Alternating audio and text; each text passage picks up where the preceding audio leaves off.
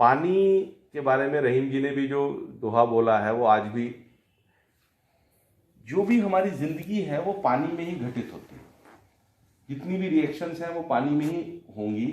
और जब भी जीवन को की तलाश की जाती है किसी दूसरे ग्रह पे, तो सिर्फ और सिर्फ एक चीज देखी जाती है कि पानी है कि नहीं है।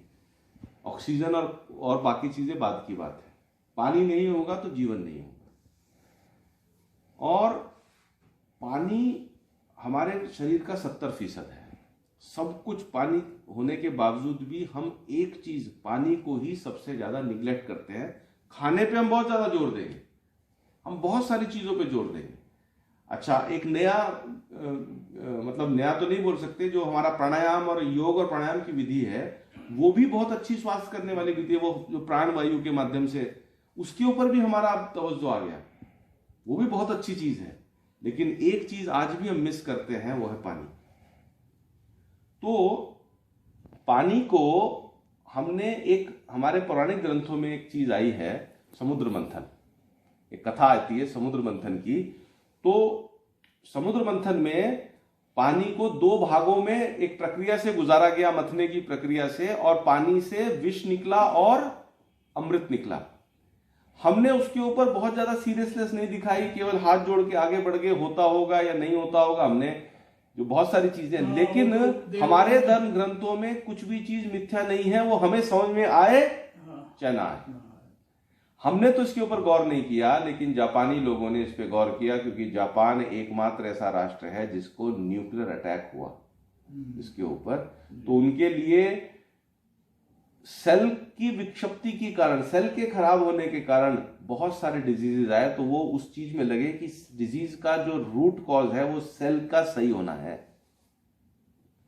तो उन्होंने इस बात पे रिसर्च की कि हमारे सेल जो गड़बड़ा गए इसी वजह से इतनी सी, उसको ठीक कैसे किया जाए। ये जो बीमारियां हैं जो आजकल सेल के विक्षिप्ति के कारण आ रही हैं, वो कैसे ठीक हों। तो उन्होंने हमारे जो हमारे जो ये धर्म ग्रंथ में जो एक कथा थी, उससे प्रेरणा लेकर एक टेक्नोलॉजी का विकास किया 1960-1970 के दशक में। तो 1974 में ये टेक्नोलॉजी आई। ये पानी, एक इलेक्ट्रोलाइसिस की बेसिक प्रक्रिया है, उससे पानी का विष और पानी का अमृत अलग किया जा सकता है।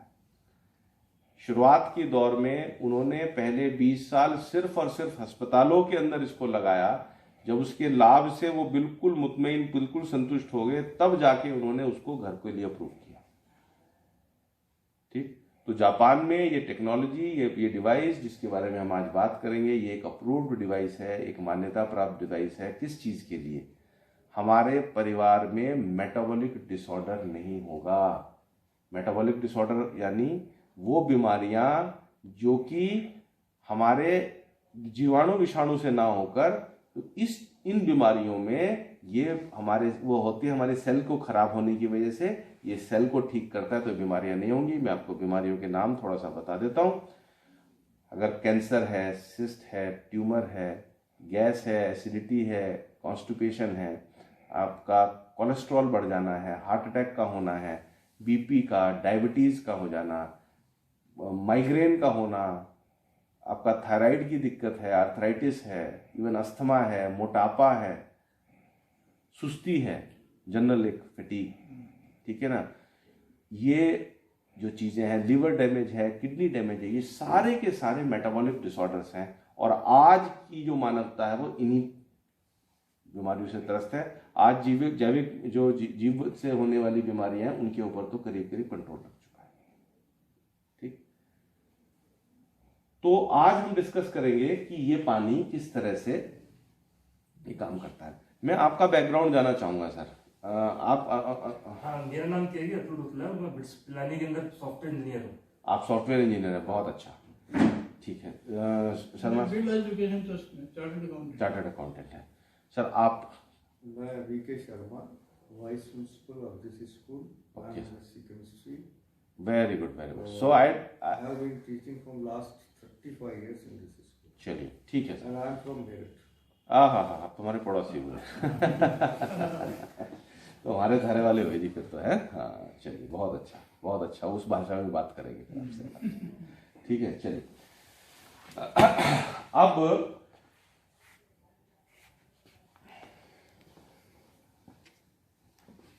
इसको मैं, ये करता क्या है पानी, और फिर मैं आपके लिए शर्मा जी और आप सबके लिए इसमें बेसिक इक्वेशंस क्या हो रही हैं जिसकी वजह से ये अमृत है वो मैं आपको बताऊंगा। मैं इसीलिए बैकग्राउंड को पूछना चाहा, क्योंकि अब मेरे को बताने में मजा आएगा, ठीक, क्योंकि समझने वाला भी तो ऐसा होना चाहिए ना कि चलिए। तो सर ये करता क्या है, बेसिक एक लेमैन के लिए अगर हम लोग बातचीत करें तो लेमैन के लिए क्या करता है ये समुद्र मंथन हुआ तो समुद्र मंथन से एक तरफ से विष निकला, एक तरफ से अमृत निकला, ठीक है।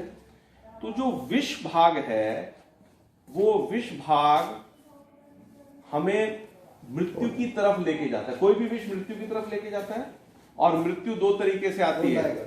सामान्य रूप से जो नेचुरल मृत्यु है वो दो तरीके से आती है, या तो वो बीमारी से आती है या वो बुढ़ापे से आती है, ठीक है। चलिए, अब अमृत भाग विष का विपरीत होना चाहिए। तो इसका मतलब अगर ये बात ठीक है तो वो क्या करना चाहिए, वो हमारे बुढ़ापे पर और हमारी बीमारी पर रोक लगाने वाला होना चाहिए जी, ठीक है।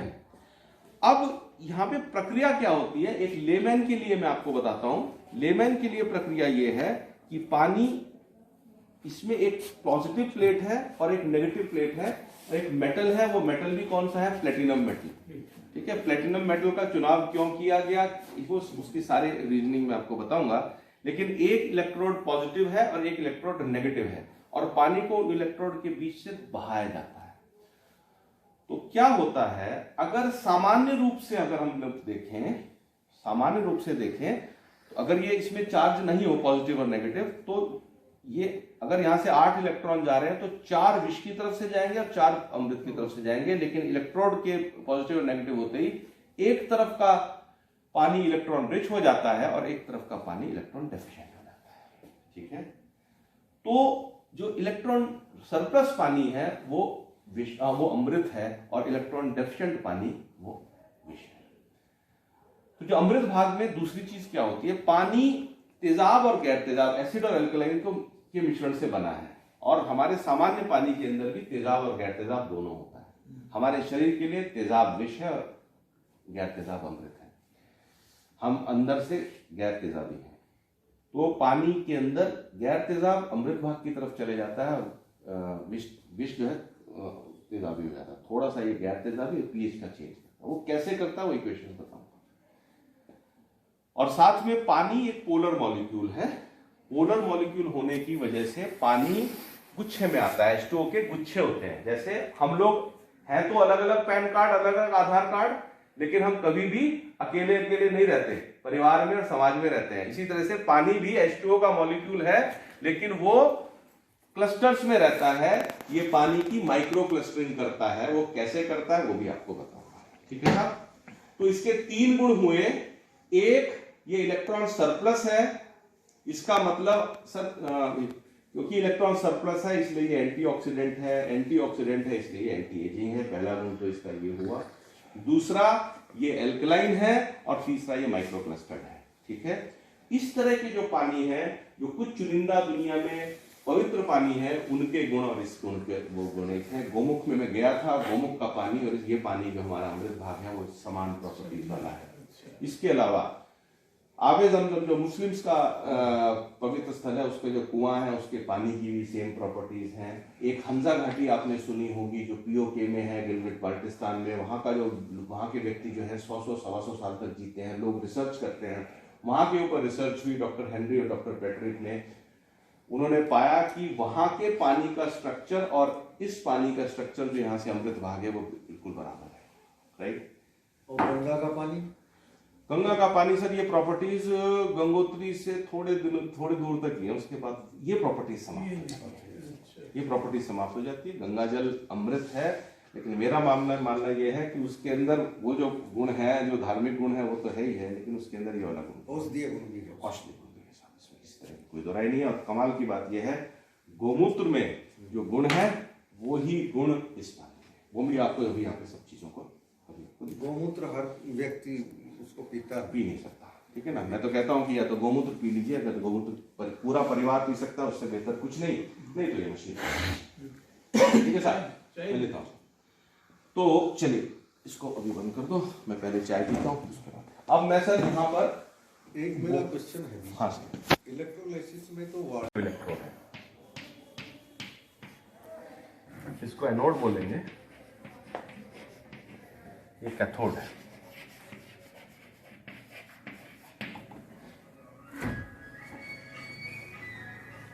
ये जो प्लेटिनम प्लेट्स हैं ये टाइटेनियम प्लेट्स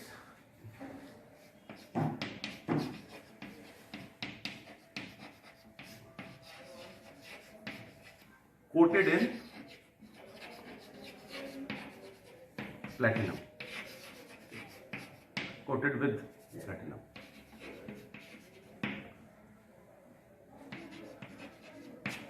ठीक है, हमने प्लेटिनम को इसलिए चूज किया, टाइटेनियम को इसलिए चूज किया क्योंकि उसकी स्ट्रेंथ बहुत अच्छी है। प्लेटिनम को इसलिए चूज किया क्योंकि वो सबसे इनर्ट मेटल है और इलेक्ट्रोलाइसिस एक बहुत ज्यादा कोरोसिव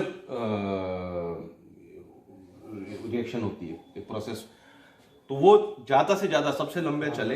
इसी वजह से जो इसकी एज है that is more than 25 years इस मशीन की। अब होता क्या है, हमने जो इलेक्ट्रोलाइसिस पढ़ा उसके अंदर पानी को रखने के बाद एक तरफ से H2 निकलती है, एक तरफ से O2 निकलते, ये पढ़ा है। यहां पर लेकिन थोड़ी सी चीजों में व्यवस्था में परिवर्तन है। यहां पर पानी यहां से जाता है और यहां से दो हिस्सों में निकल जाता है, दो हिस्सों में निकल जाता है। तो पानी इस इलेक्ट्रोलाइसिस के लिए परमानेंटली सब्जेक्ट नहीं होता, थोड़ी समय के लिए सब्जेक्ट होता है। ठीक है, तो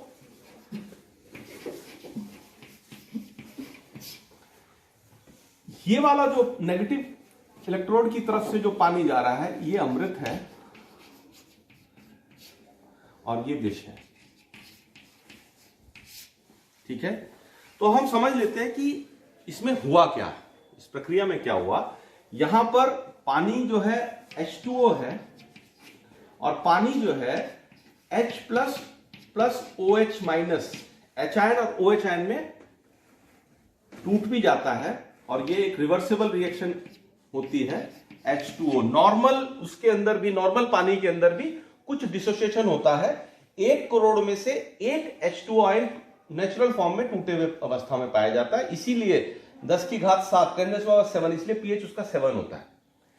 ठीक है, जब इसके अंदर इलेक्ट्रिक फील्ड लग जाती है तो ये डिसोसिएशन वो बढ़ जाता है, तो H आयन और OH आयन की संख्या पानी में बढ़ जाएगी। तो H आयन भी बढ़ जाएगा, OH आयन भी बढ़ जाएगा, OH आयन भी बढ़ जाएगा। ठीक है ना, H आयन भी। तो यहां पर डिसोसिएशन इस इलेक्ट्रिक फील्ड की वजह से यहां पे बढ़ जाता है।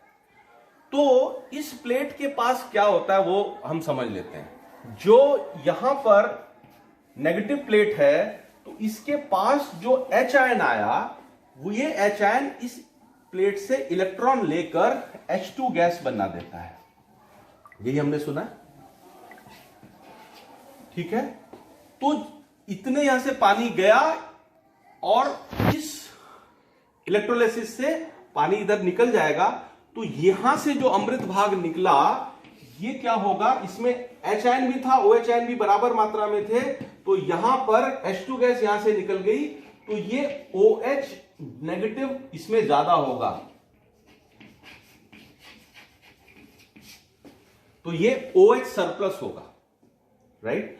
और इस प्लेट में क्या हुआ, यहां पर इस OH आयन ने अपना इलेक्ट्रॉन इस प्लेट को ट्रांसफर कर दिया, एनोड को ट्रांसफर कर दिया, और यहां से ऑक्सीजन गैस निकल गई।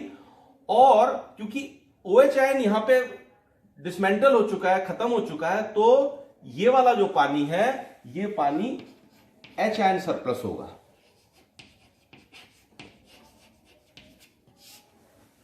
ठीक, और ये जो OH आयन सरप्लस पानी है, अब इसके अंदर 2-3 चीजें होंगी। पहली चीज, जो सरप्लस OH आयन है वो अपना इलेक्ट्रॉन त्यागने को की एक प्रक्रिया करेगा, और वो प्रक्रिया की वजह से एक इक्वेशन आएगी 4OH negative is equal to 2H2O plus O2 plus 4E। इनमें से कुछ OH आयन अपना जो इलेक्ट्रॉन है वो त्याग देंगे। ठीक है, तो ये पानी क्या हो जाएगा, ये पानी जो अमृत भाग है वो इलेक्ट्रॉन सरप्लस हो जाएगा। इलेक्ट्रॉन सरप्लस होने की वजह से ये एंटी ऑक्सीडेंट हो जाएगा। और हम जब पानी अगर पीने के हिसाब से देखेंगे तो ये पानी एंटी एजिंग हो जाएगा। ये कैसे हो जाएगा इसको मैं विस्तार से बताऊंगा, ठीक है। एंटीऑक्सीडेंट से क्या मतलब है? मैं आपको सबसे इसको डिटेल में बताता हूं सर। जो इसका बचा हुआ सबके सब इसमें ऐसे तब्दील नहीं होंगे, जो बचे हुए होंगे, जो इसकी सेकंड प्रॉपर्टी है, this is the first property, the second property is ये एल्कलाइन तो होगा ही होगा। और तीसरी जो इसकी प्रॉपर्टी है वो ये माइक्रो क्लस्टर होगा। अब माइक्रो क्लस्टर का क्या मतलब है, माइक्रो क्लस्टर का क्या मतलब है, इसी को समझ लेते हैं। देखिए, पानी एक पोलर मॉलिक्यूल है। पोलर मॉलिक्यूल कैसे है, जरा इसको भी हम स्टडी कर लेते हैं। इसमें इस तरह से HOH का इस तरह का साइन इस तरह का होता है, और ये कोवलेंट बॉन्ड है। कोवलेंट बॉन्ड की वजह से इसको इलेक्ट्रॉन को बीच में रहना होता है, लेकिन ऑक्सीजन बड़े होने की वजह से अपनी तरफ इलेक्ट्रॉन खींच लेती है, तो एक डेल्टा नेगेटिव चार्ज यहां पर और डेल्टा पॉजिटिव चार्ज यहां पे आ जाता है। तो जो दूसरा H2O मॉलिक्यूल है, वो इसके साथ अलग से ना घूमकर इसके साथ चिपक जाता है, HOH। इसी तरह से HOH इस तरह से करके यहां पे गुच्छा बन जाता है। और ये गुच्छा 15 से अमूमन 25 का होता है, या उससे ज्यादा भी हो सकता है, इसमें कोई फिक्स चीज नहीं है। ये किस बात पे डिपेंड करता है कि आयनिक इंप्योरिटीज, क्योंकि पानी में केवल H2O नहीं होता, और आयनिक इंप्योरिटीज कितनी हैं और कौन कौन सी हैं, उसके हिसाब से छोटा गुच्छा और बड़ा गुच्छा होता है। माइक्रो क्लस्टर है, उसका साइज वेरी करता है, ठीक है। सॉफ्ट वाटर और हार्ड वाटर इसी हिसाब से हम लोग देखते हैं। अब ये जो गुच्छा होगा, क्लस्टर होगा, वो इलेक्ट्रिकली न्यूट्रल होगा, क्योंकि उसमें पॉजिटिव आयंस भी होंगे और नेगेटिव आयंस भी होंगे। तो जब ये गुच्छा जो यहां पर है उसके अंदर पॉजिटिव आयंस भी हैं और नेगेटिव आयंस भी हैं, तो इसके पास जो नेगेटिव आयंस हैं वो सब के सब दिल जंप ऑफ दिस क्लस्टर, वो इधर की तरफ भागेंगे। तो ये वाला जो क्लस्टर है वो नेट पॉजिटिव चार्ज हो जाएगा। तो इसके अंदर फोर्सेस ऑफ रिपल्शन पैदा होंगे, जो इस क्लस्टर को 15 से 25 का क्लस्टर को तोड़ देते हैं, और ये क्लस्टर साइज 4 से 6 का हो जाता है, 4 to 6। इस माइक्रो, यही चीज विष के साथ भी होगी। तो दोनों चीजें माइक्रो क्लस्टर होती हैं। तो ये चीज जो हम जिस अमृत की हम बात कर रहे हैं उसकी 3 प्रॉपर्टीज हैं। ये एंटीऑक्सीडेंट यानी एंटी एजिंग है, just because it is electron rich. दूसरा ये एल्कलाइन है, और तीसरा ये माइक्रो क्लस्टर है, राइट। तो इन तीनों गुणों से इससे हमारे शरीर के अंदर एजिंग की प्रोसेस, सेल डैमेज की प्रोसेस रुकती है। इसकी वजह से हमें मेटाबॉलिक एसिडोसिस से मुक्ति मिलती है, जो कि हमारे मेटाबॉलिक डिसीज का प्राइम रीजन है, जो कि 1931 की नोबेल प्राइज में भी बताया गया रिसर्च के अंदर।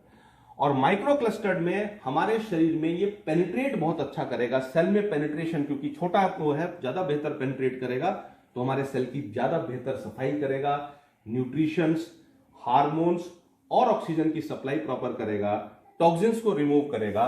और केवल यही नहीं करेगा, अंदर जो बूढ़ा करने वाले जो फ्री रेडिकल्स हैं, जिसकी वजह से बूढ़ा होता है, ये सरप्लस इलेक्ट्रॉन उसको खत्म करेगा, और जिसकी वजह से जो हमारे पास मेटाबॉलिक एसिडोसिस है, जो सेल में पैदा होने वाला एसिड है, उसको ये समाप्त करने की वजह से हमारे मेटाबॉलिक डिसऑर्डर्स के ऊपर काम करेगा, ठीक है।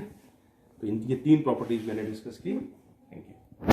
और एंटी एजिंग का क्या संबंध है, ठीक है। मैंने इन दोनों के बीच में एक शब्द और लिखा है, एंटीऑक्सीडेंट। ये एंटीऑक्सीडेंट है। तो एंटीऑक्सीडेंट को समझने से पहले हम ऑक्सीडेशन को समझ लेते हैं। जब हम 9वीं 10वीं क्लास में होते हैं तो हमारे टीचर बताते हैं कि ऑक्सीजन के साथ कोई भी चीज अगर रिएक्शन करती है तो उसका ऑक्सीडेशन हो जाता है। लेकिन जब हम 11वीं 12वीं में पहुंचते हैं तो हमको वो बोला था कि ये बच्चों वाली बात थी, अब ऑक्सीडेशन का असली अर्थ समझें, ठीक है। किसी भी चीज से अगर इलेक्ट्रॉन छीन लिए जाए तो वो ऑक्सीडाइज हो जाता है, और किसी चीज को इलेक्ट्रॉन दे दिए जाए तो वो रिड्यूस हो जाता है या एंटीऑक्सीडाइज हो जाता है, उसका उल्टा हो जाता है। ठीक है, तो जब लोहा फेरस या फेरिक ऑक्साइड बनाता है, लोहे का जो ऑक्सीडेशन हो गया, ये दोनों चीजों में से कुछ भी चीज लोहे का, तो हो क्या रहा है, ऑक्सीजन के अंदर 2 इलेक्ट्रॉन शॉर्ट है, उसके आउटर ऑर्बिट में 6 है, उसको चाहिए इनर्ट होने के लिए और स्टेबलाइज होने के लिए 8, तो 2 की तलाश में वो रहता है, 2 की तलाश में वो लोहे से छीनता है। O2 नहीं होगा, O ही होगा, Fe O ही होगा। अच्छा, ठीक है, Fe2O3 या फेरिक ऑक्साइड या ठीक है फेरस ऑक्साइड। ठीक है, चलिए अब बेसिकली क्या हो रहा है, ऑक्सीजन ने इलेक्ट्रॉन लोहे के छीन लिए, ठीक, इसी तरह से तो ये कमजोर हो गया, लोहा का जंग लग गया। इसी तरह से कोयला जब जलता है तो C+O2 is equal to CO2 plus heat, तो कोयले की ऊर्जा निकल जाती है, वो कमजोर हो गया, उसकी ऊर्जा निकल गई, लकड़ी जली, उसकी ऊर्जा निकल गई और वो राख बन गया। बिल्कुल, तो जो ऑक्सीडेशन है बेसिकली वो कमजोर होने की प्रक्रिया है। अगर आप देखें इलेक्ट्रॉन के लॉस की प्रक्रिया, और इलेक्ट्रॉन है जो मूवमेंट करता है उसका लॉस। जो हमारा डाइजेशन है, डाइजेशन भी बेसिकली ऑक्सीडेशन की प्रक्रिया है, और हमारे ऋषि मुनि ने उसको जठराग्नि बोला। केवल अंतर इसमें, इस आग में और इसमें यह है, जट अग्नि में यह प्रखर अग्नि है, यह शांत अग्नि है। हमको सर्दी लगती है, बहुत तेज भूख लग रही है, शरीर में कोई ऊर्जा नहीं है, हमने सूखी रोटी खा ली, उसी से ऊर्जा आ गई, उसी से गर्मी आ गई शरीर के अंदर, ठीक है ना। तो ये ऑक्सीडेशन, डाइजेशन की वो है, that is a process of oxidation. अब ऑक्सीडेशन क्या है, oxidation is the process of, मतलब खाना अगर ऑक्सीडाइज हुआ है, लोहा अगर ऑक्सीडाइज हुआ तो लोहे ने इलेक्ट्रॉन खोए, कोयला जब ऑक्सीडाइज हुआ तो कोयले ने इलेक्ट्रॉन खोए, जब खाना ऑक्सीडाइज हो गया तो खाने ने भी इलेक्ट्रॉन खोए। तो खाने का जो वेस्ट प्रोडक्ट है, जो खाने का जो बचा है चीज, उसके अंदर से जब इलेक्ट्रॉन चले गए तो उसके अंदर इलेक्ट्रॉन की कमी हो गई। तो साहब इलेक्ट्रॉन की ऑक्सीजन में भी कमी थी, और ऑक्सीजन में भी वही कमी थी, और हमारे जो टॉक्सिन्स हैं, जो वेस्ट प्रोडक्ट बना, उसको बोलते हैं फ्री रेडिकल।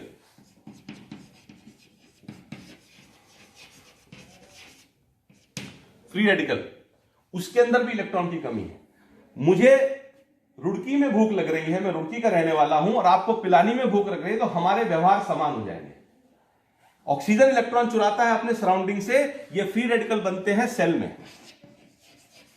तो ये क्या करेंगे, अपनी इलेक्ट्रॉन की कमी कहां से पूर्ति करेंगे, सेल से, साइटोप्लाज्म से, Golgi bodies, mitochondria, ribosomes, nuclear material, cellular membrane, आपका न्यूक्लियर मेम्ब्रेन, आप समझ ना, वहां से इस इलेक्ट्रॉन की पूर्ति करेंगे। जिससे इलेक्ट्रॉन छिनेगा वो क्या होगा, ऑक्सीडाइज होगा। जब सेल ऑक्सीडाइज होगा, ये सेल का ऑक्सीडेशन की प्रक्रिया ही हमारे बूढ़े होने की प्रक्रिया है। ये कैसे हम बूढ़े होते हैं, अगर हम खाएंगे तो दुनिया की कोई ताकत नहीं है कि हम बूढ़े ना हो। इसलिए आप कैसे भी जिंदगी जिए, अमर नहीं हो सकते, क्योंकि खाना हमारे लिए अपरिहार्य है। हम खाएंगे, खाना ऑक्सीडाइज होगा, हम उससे जिंदा रहेंगे। लेकिन ईश्वर की प्रकृति की जो एक रचना देखिए, उसने बोला जिंदा भी रखूंगा लेकिन मौत का इंतजाम भी करूंगा। उस खाने के अंदर ही वो तत्व है कि जो आपको मौत की तरफ धकेल रहे हैं। खाना मत खाइए, अमर रहेंगे, लेकिन खाना नहीं खाएंगे तो वैसे ही मर जाएंगे। ठीक है जी साहब। एंटीऑक्सीडेंट का मतलब ये एक्सेस ऑफ इलेक्ट्रॉन उस सेल का डैमेज को रोक देगा। हाँ, वही मेरा कहना था। ठीक है, जिंक की हम जस्ती चार्ज गैल्वेनाइजेशन करते हैं। Zinc is more electronegative than iron, so it donates, it is better able to donate the electrons. Anything which can donate electrons, जो दे सकता है इलेक्ट्रॉन, वो एक एंटीऑक्सीडेंट है। यहां पर तो ये तो फिदाइन है साहब, ये तो बना ही, ये किसी के साथ अटैच्ड ही नहीं है, ये तो बना ही इस चीज के लिए है। ठीक है सर। तो क्योंकि हमारा इलेक्ट्रॉन सरप्लस पानी है, तो फ्री रेडिकल बने हमारे पानी में अगर इलेक्ट्रॉन सरप्लस नहीं होगा तो कहां से लेना पड़ेगा, उसको सेल से लेना पड़ेगा। सेल से लेगा सेल जल्दी। अब मान लीजिए 4 इलेक्ट्रॉन की तलाश है फ्री रेडिकल को, 4 में से साहब दो तो हमारे पानी ने दे दिए, तो सिर्फ 2 ही तो वो सेल से लेगा। तो हमारी ऑक्सीडेशन की जो रेट है, जो हमारे बूढ़े होने का रेट है, जो हमारे सेल डैमेज का रेट है, वो सेल डैमेज का रेट कम हो जाएगा। तो ये युवावस्था को थामता है और हमारी वृद्धावस्था की ओर जाने की जो रफ्तार है उसको कम करता है। इसलिए ना केवल रफ्तार कम करता है, तो हमारी उम्र भी बढ़ाता है। ठीक है, मैं आपको एक चीज और बताता हूं। इस पानी के अंदर आप कील रखिए और सामान्य पानी में कील रखिए, इसको एयर टाइट कर दीजिए, 15 दिन बाद रिजल्ट देख लीजिए। ठीक है, चलिए, थैंक यू।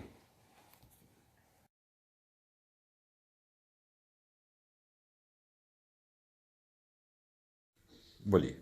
मेरे को माइग्रेन की प्रॉब्लम थी काफ़ी, तो मेरे को दिन में 2-2 3-3 डोज लेने पड़ती थी। जब से मैं कंगन वाटर यूज़ कर रही हूँ, तब से मेरे को प्रॉब्लम जो है मेरी सॉल्व हो चुकी है। और ये पिछले 8 साल से एक बीमारी में मुब्तला है, जैसे इनको हो गया है कीमोरा डिसीज़। अब कीमोरा तो शायद आपको किसी को भी पता नहीं होगा, कैंसर तो सभी ने सुना है, ये समझ लिए शुरुआत है। दुनिया के अंदर 7 पेशेंट है, 7वें यही है। इंडिया में सिर्फ 2 पेशेंट है और एक बच्चा था चंडीगढ़ का जो ऑफ हो चुका है, और सेकंड ये है।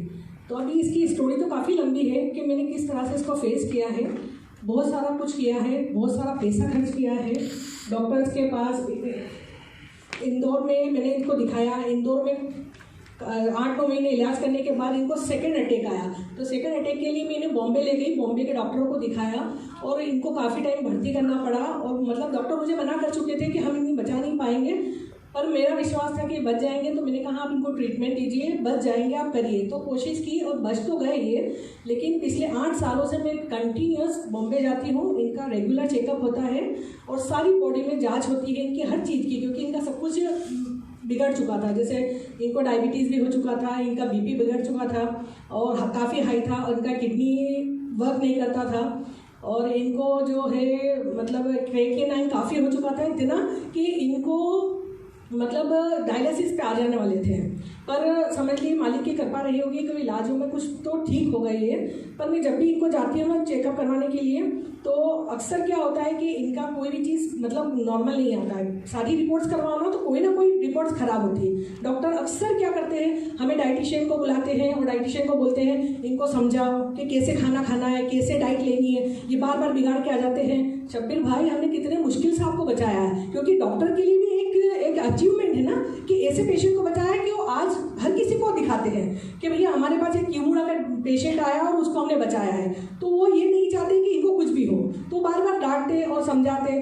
पर हम लोग कोशिश करते, हम भी परेशान, ये इतना परेशान हो चुके थे कि मैं भी क्या करती थी कि जैसे पब्लिक के बीच में भी हम शादी ब्याह में भी जाए ना, तो अगर ये खाते थे ना तो मेरा पूरा ध्यान बड़ा इनमें लगा रहता था और इनको इशारा करती रहती, शब्बीर खाना नहीं, शब्बीर खाना नहीं। उनके दोस्तों को बोलती थी प्लीज़ आप ध्यान रखना, इनको खाने मत देना। ये ज़्यादा तो मतलब किसी कभी कभी उनको लगता था ये ओवर एक्टिंग करती है, पर वो ये नहीं समझते थे कि मुझे ये क्या फील होता है इनके लिए। मेरे लिए ये भगवान से कम नहीं है, मैं उसको चाहती हूँ कि वो जिंदा रहे। तो मैंने बहुत कुछ फेस किया और इसमें खास बात ये रही कि मैंने जब भी ट्रीटमेंट करवाती थी और जब भी गई हूँ तो मैं सिर्फ अकेली रहती थी। तो इनको जो भी प्रॉब्लम थी ना सिर्फ मुझे पता थी, किसी लोगों को पता नहीं थी। लोगों को होती तो लोग इन्हें बोल बोल के यूँ ही मार देते हैं, पर मैंने कभी किसी को बताया ही नहीं कि इनको एक्चुअल प्रॉब्लम क्या है। इनको भी आज तक भी सब कुछ पता नहीं है, पर इनका ट्रीटमेंट चलता रहा, कभी भी इनका नॉर्मल नहीं आया। और फिर आया केंगन वाटर। केंगन वाटर में मेरे बहन के बेटे ने इसको मशीन को लगाया, अब्बास ने। तो वो मेरे को अब्बास अक्सर बोलता कि मासी ये पानी पीने से मुझे ये फ़र्क पड़ रहा है, आप मासा जी को दीजिए। तो मैंने बोला कि नहीं, मैं रिस्क नहीं लूँगी, क्योंकि मैं खाने तक में रिस्क नहीं लेती हूँ। मैं पानी वानी मुझे मतलब एक्सेप्ट नहीं कर पा रही थी कि कैसे मैं कोई भी पानी पिला दूँ, वो कल से कुछ हो गया तो इसका क्या मैं मानूँ। काफ़ी दिन तक वो समझाता रहा। फिर मेरा बेटे ने मुझे समझाया कि माँ मैंने सब कुछ इसके ऊपर पूरा पढ़ा है और वाकई में पानी पापा को देना चाहिए, आपको आप दे के दीजिए। फिर मैंने सोचा कि नहीं, मेरे बच्चे हैं। और वो बोले अभी दूसरा बार वाला कहता है तो हम इतनी जल्दी एक्सेप्ट नहीं करते, हम मानते ही नहीं कि ऐसा कुछ होगा।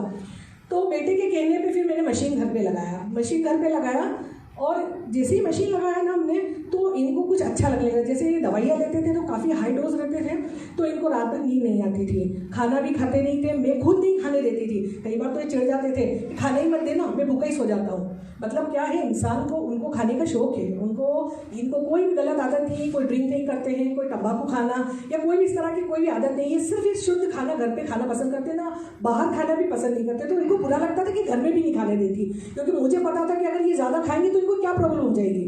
तो फिर वो जब पानी लिया तो इनको क्या करा, जैसे पानी लेने गए तो इनको अच्छा लगने लगा और रात को नींद आने लगी। ये मतलब 9-10 बजे तो ये सोने लगी, जबकि इनको नींद की हम डॉक्टर से दवाइयाँ लेके आते थे कि रात को ये नींद की टेबलेट ले तो ये सो सके, अगर अदरवाइज ये कैसे सोए। मतलब इतनी हालत इनकी ख़राब रहती थी। तो पानी से इनको ठीक लगने लगा और फिर ये बच्चे मुझे बार बार पूछे, माँ पापा का क्या है, क्या हो रहा है, पापा को ठीक तो लग रहा है। तो मुझे भी लगे कि नहीं, इनको अच्छा लग रहा है। जबकि इनके ट्रीटमेंट के दरमियान मुझे भी काफ़ी सारी प्रॉब्लम्स हो रही थी। मुझे बैक प्रॉब्लम हो गया था, मेरे को नी प्रॉब्लम हो गया था, मुझे भी डाइजेस्ट नहीं होता था खाना। मतलब मैं खुद भी डरती थी, क्योंकि मैं जब भी खाना खाने जाऊँ तो मुझे एसिडिटी होने लगती थी और रात में मैं भी नहीं सो पाती थी। एक तो इनका टेंशन और प्लस मेरे को भी। तो मैं भी पानी पीने लगी तो मुझे भी अच्छा लगने लगा, मुझे भी हल्कापन लगने लगा, मतलब खाना अच्छा लगने लगा। इवन कि आज ये हालत है कि सुबह में सबको भूख लगने लगती है और हम दोनों मतलब नाश्ता नहीं करते थे, कभी भी नाश्ता करते ही नहीं थे, और हम नाश्ता भरपेट करते हैं और सब कुछ बढ़िया से खाना खाते हैं। फिर इनका जब मैं 3 महीने इस तरह से इनको पानी देने के बाद जब मैं डॉक्टर के पास इनके चेकअप के लिए गई तो वापस से इनकी सारी जाँचें आई। तो जब सारी जाँचें अपने सामने डॉक्टर के पास रखी गई तो डॉक्टर का सबसे पहला शब्द यही था कि शब्बीर भाई का फर्स्ट टाइम सारी रिपोर्ट्स नॉर्मल कैसे है।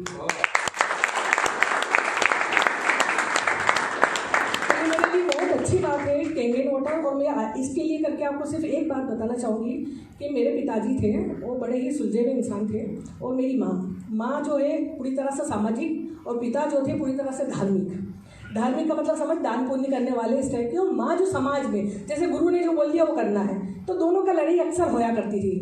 पापा को कभी भी कोई प्रॉब्लम आए ना तो मम्मी ऐसा बोलती थी, आप है ना विश्वास नहीं करते हो, आप विश्वास तो करो, विश्वास करोगे तो आपका हो जाएगा। वो वहाँ दरगाह पे जाओ, वहाँ मत्था टेको। पापा कभी नहीं मानते थे। मैं काफ़ी छोटी थी तो मैंने उनसे सवाल किया कि मम्मी हमेशा ऐसा बोलती तो पापा आप ऐसा क्यों नहीं करते हो। तो पिताजी ऐसा कहा करते थे कि बेटा, मेरी उम्र के हिसाब से उन्होंने समझाया था, पर वो बात वाकई में छोटी सी है लेकिन है बहुत मतलब की। उन्होंने मुझे ऐसा कहा कि बेटा एक छोटी सी बात समझना कि ये बटन है लाइट का बटन है, अब इसको ऑन करेंगे तो ये रोशनी देगा, पता है ना। अब इसमें विश्वास की क्या बात है, क्या विश्वास करूँ, मुझे पता है कि बटन ऑन करेंगे तो रोशनी देगा। इसी तरह से मैं आपको कहना चाहती हूँ कि जनाब उठिए, बटन ऑन कीजिए, आपके घर में रोशनी आ जाएगी, आपकी जिंदगी बदल जाएगी, आपकी लाइफ बदल जाएगी। ये मैं अपनी तरफ से कहना चाहती हूँ कि वाकई विश्वास करिए और करके देखिए। बटन ही ऑन करना है आपको, बस। वाकई ना बदले तो अब हम बैठे हैं।